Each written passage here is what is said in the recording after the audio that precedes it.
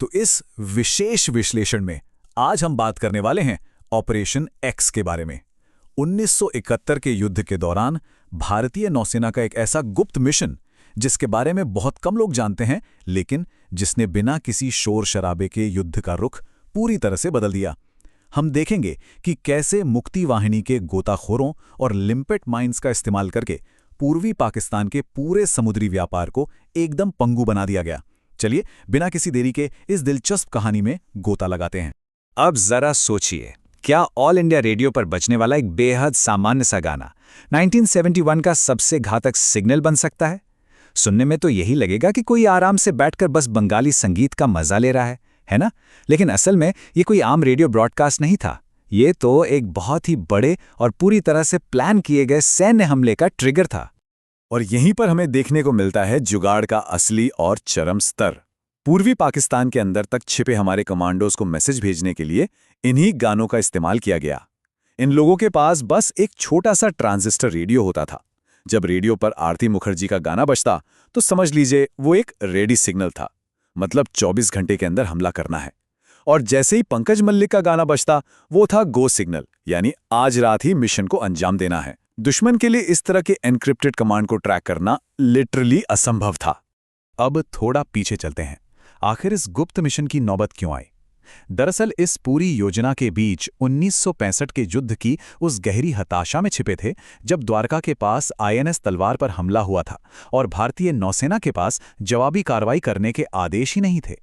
बिना एक भी गोला दागे पीछे हटने की उस टीस ने 1971 के लिए एक बेहद आक्रामक सोच को जन्म दिया। आधिकारिक युद्ध तो दिसंबर 1971 में शुरू होना था, लेकिन हमारी नौसेना ने उससे 6 महीने पहले मई में ही इस अंडरकवर हमले की प्लानिंग शुरू कर दी थी। नौसेना प्रमुख एडमिरल एसएम नंदा का एक बड़ा मशहूर कथन है, हम इस लड़ाई से बाहर नहीं बैठेंगे। उनकी और डायरेक्टरेट ऑफ नेवल इंटेलिजेंस के कैप्टन मिहिर के रॉय की रणनीति एकदम क्लियर और फॉरवर्ड थिंकिंग थी। उन्होंने पूरी दृढ़ता से तय कर लिया था कि इस बार नेवी सिर्फ तमाशा नहीं देखेगी, बल्कि आने वाले युद्ध में एक मुख्य भूमिका निभाएगी और इसके लिए हर हद पार करने की तैयारी थी। इस रणनीति को समझने के लिए उस समय के पूर्वी पाकिस्तान यानी आज के बांग्लादेश की ज्योग्राफी को समझना बहुत जरूरी है। उस इलाके का लगभग 10% हिस्सा पानी से ढका हुआ था और पूरी अर्थव्यवस्था पुसुर जैसे नदी बंदरगाहों पर टिकी थी। तो रणनीतिक लक्ष्य बिल्कुल साफ था, पूर्वी पाकिस्तान के समुद्री व्यापार को बेअसर कर दो, क्योंकि यही वो लाइफलाइन थी जिससे उनकी मिलिट्री और इकोनॉमी को सप्लाई मिलती थी। तो आइए अब आते हैं भाग 1 पर, ट्रेनिंग द फाइटिंग फ्रॉगमैन। अब इस रणनीति का सबसे बड़ा मास्टर स्ट्रोक क्या था? वो थे मूल बंगाली तैराक जो मुक्ति वाहिनी से जुड़े थे। भारतीय नौसेना ने पश्चिम बंगाल में इन तैराकों को एकदम सीक्रेट तरीके से ट्रेनिंग दी और इन्हें नाम दिया गया वाटर रैट्स। प्लान ये था कि युद्धपोतों के बजाय मर्चेंट जहाज़ों को निशाना बनाया जाए ताकि सीधा उनकी अर्थव्यवस्था पर चोट लगे। और सबसे अहम बात, ये सुनिश्चित किया गया कि ये कमांडो केवल स्थानीय बोली ही बोले, ताकि अगर वो पकड़े भी जाएं तो वहां के लोकल निवासी ही लगें और दुश्मन को कोई शक ना हो। चलिए अब बात करते हैं उस मुख्य हथियार की जिसने इस पूरे मिशन को मुमकिन बनाया, लिम्पेट माइन। ये एक बहुत ही ज्यादा विनाशकारी एक्सप्लोजिव होता है। इसमें चुंबक लगे होते हैं जिससे ये जहाज के लोहे वाले हिस्से पर आसानी से चिपक जाता है और इसमें एक टाइम डिले फ्यूज होता है। अगर पानी के अंदर इसे सही जगह पर लगा दिया जाए ना, तो ये दुश्मन के बड़े से बड़े जहाज को पूरी तरह तबाह करने की ताकत रखता है। लेकिन इसे इस्तेमाल करना कोई बच्चों का खेल नहीं था। गोताखोरों को एक बेहद खतरनाक और एकदम सटीक कोरियोग्राफी फॉलो करनी होती थी। पहले छिपकर अपने टारगेट जहाज तक तैर कर जाना, फिर अपनी छाती पर बंधी उस भारी चुंबकीय माइन को निकालकर जहाज के निचले हिस्से में चिपकाना। इसके बाद सेफ्टी पिन निकालकर टाइम डिले फ्यूज को एक्टिवेट करना और सबसे जरूरी बात, धमाका होने से पहले वहां से जिंदा बचकर निकलना। पर कहते हैं ना, कोई भी मिशन एकदम परफेक्ट नहीं होता। यहां भी एक बड़ा तकनीकी संकट आ गया। इन माइंस के टाइम डिले फ्यूज में जो पानी में घुलनशील प्लग लगे थे, वो उम्मीद से बहुत ज्यादा तेजी से पिघल रहे थे।